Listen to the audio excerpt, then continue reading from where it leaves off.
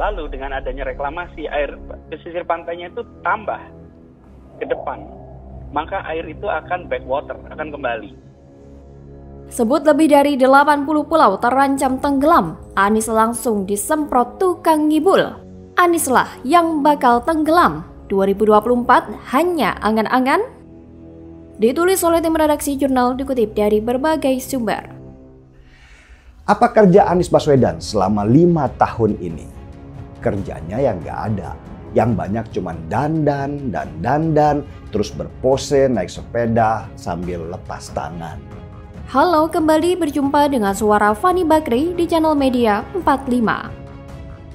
Komisaris PT Pelni Dede Budiarto alias Kang Dede menyoroti gagasan Anies Baswedan yang menyebut lebih dari 80 pulau terdepan Indonesia terancam tenggelam karena kecepatan kenaikan air laut. Dia melontarkan sindiran pedas kepada bakal calon presiden dari Partai Nasdem tersebut.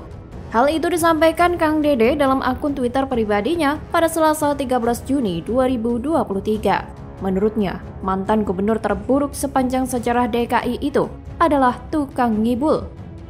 Sebelumnya, bakal calon presiden Anies Baswedan mengatakan tercatat lebih dari 80 pulau terdepan terancam tenggelam karena kecepatan kenaikan air laut. Menurutnya, kondisi saat ini bukan lagi perubahan iklim, melainkan krisis iklim. Ini yang aneh. Anies hanya bisa nyinyir tanpa memberikan solusi atas kondisi tersebut.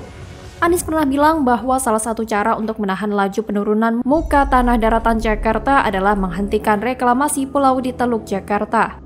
Meskipun berhasil menghentikan program reklamasi, tetapi ada 3 pulau yang terlanjur berwujud tak bisa ditarik kembali sehingga pulau yang kini dinamai Pulau Kita, Pulau Maju, dan Pulau Bersama tetap selesai dan kini sudah mulai bisa dihuni dengan adanya pembangunan properti.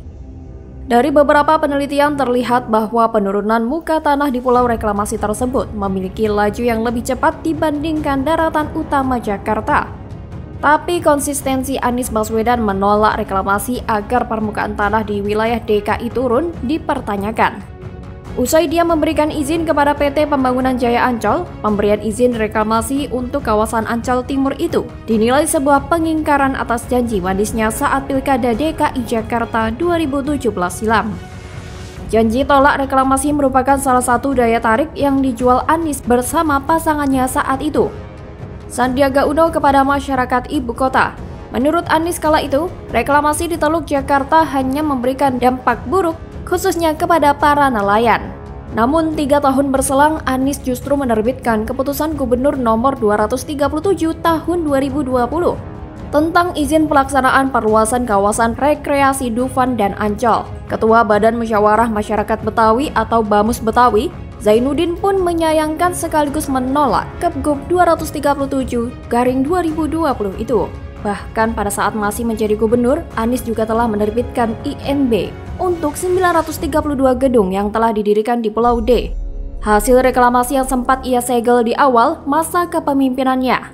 Selain itu ada 311 rumah kantor atau rukan dan rumah tinggal yang belum selesai dibangun di pulau yang sama. Selain itu, Anies juga mengizinkan area reklamasi di kawasan Ancol seluas 155 hektar. Jadi bukan karena perubahan iklim atau krisis iklim yang dikatakan Anies, tapi karena ulah Anies itu sendiri yang mengizinkan pulau reklamasi yang kata Anies bisa menenggelamkan DKI Jakarta. Sebenarnya bukan 80 pulau itu yang tenggelam, tapi DKI Jakarta era Anies yang selalu ngasal membuat kebijakan soal penanganan banjir itu yang tenggelam. Bahkan pembuatan sumur resapan Anies dan penanganan normalisasi yang kurang baik menjadikan DKI sebagai langganan banjir tahunan, bahkan hampir tenggelam. Selain itu, elektabilitas Anies juga dipastikan tenggelam karena Anies Baswedan hanya pandai ngibul sambil menyusun kata-kata, bukan karya, seperti subjek, objek, predikat, dan keterangan waktu atau SOPK dibuat bablas. Ia hanya pandai merangkai kata, saking pandainya dia merusak tatanan bahasa juga. Terdengar enak di telinga tapi mengaburkan substansi makna bahasa. Seperti halnya ia mengatakan air tidak menggenangi rumah warga, hanya saja parkir air. Pandai bersilat lidah bahwa dia menyebut itu bukan banjir tapi parkir air. Suka atau tidak suka, mau atau tidak mau, Anies Baswedan ini orang yang tidak punya kinerja dan hanya bisa berkelit alias ngibul. Makanya elektabilitasnya tenggelam dan terancam ditinggalkan partai pendukungnya. Bagaimana kalau menurut Anda?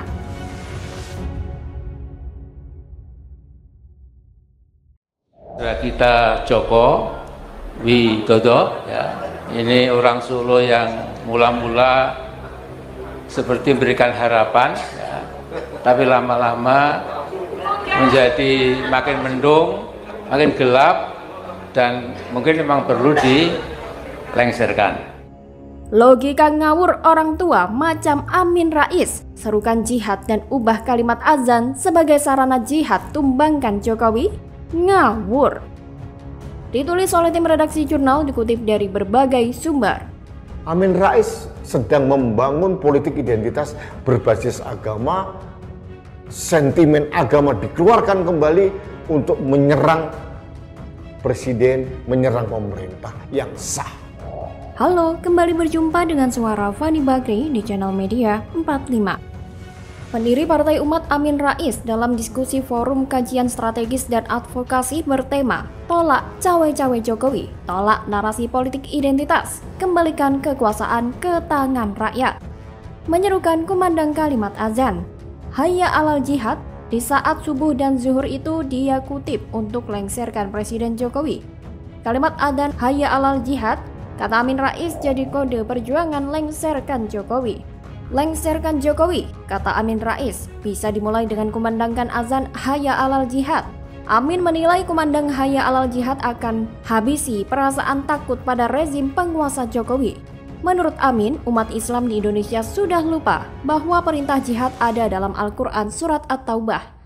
Bahkan Amin Rais juga mengajak umat Islam untuk melakukan jihad secara konstitusional guna melengserkan Presiden Jokowi dengan gerakan People Power.